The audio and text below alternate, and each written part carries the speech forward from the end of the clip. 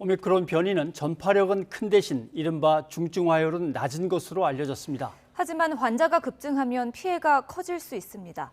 이에 정부는 오미크론 확산에 대비한 방역 대책 마련에 고심하고 있습니다. 이형원 기자입니다. 오미크론 변이 전파력은 델타 변이의 두세 배로 추정됩니다. 이미 오미크론이 우세종이 된 해외에서 확진자가 폭증하는 가운데 감염자가 늘어난 만큼 위중증 사망자는 속출하지 않아 중증화나 치명률은 상대적으로 낮은 것으로 알려졌습니다.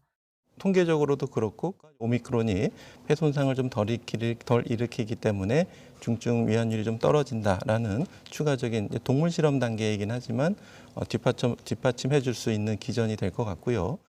하지만 이는 해외 상황과 일부 연구 자료를 바탕으로 한 만큼 아직 일반화하기엔 이르다는 게 정부 판단입니다. 오미크론 감염자가 대부분인 영국의 경우 자연 감염이 많아 중증화율이 낮을 수 있어 인구 대비 1.2% 정도만 감염된 우리나라와 단순 비교할 수 없다는 겁니다. 영국의 경우에는 지금 여태까지 누적된 확진자 수가 인구 대비해서 거의 20%에 가깝습니다. 재감염의 경우에 상당히 증상이 온화해지는 경우가 있기 때문에 이제 위중증률에 대해서 경우가 좀 다를 수 있다는. 치명률이 낮다고 해도 전파력이 크면 환자가 급증해 의료 대응을 어렵게 할 수 있다는 점도 문제입니다. 중증화율이 낮더라도 실질적인 피해 규모는 커질 수 있는 만큼 정부는 오미크론에 맞춘 방역 전략을 마련하고 있습니다.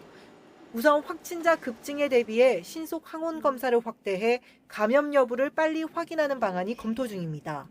중증화 위험이 있는 고위험 환자를 조기에 찾아내 치료하기 위한 건데 정확도가 떨어지는 문제가 있는 만큼 1차 검사로 활용한 뒤 PCR 검사를 추가할지 등 보완책을 고심하고 있습니다.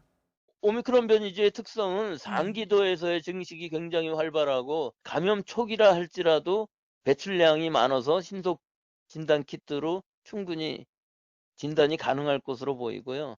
증상이 더 악화되기 전에 조기에 발견해서 조기에 치료하는 개념이 훨씬 더 중요한.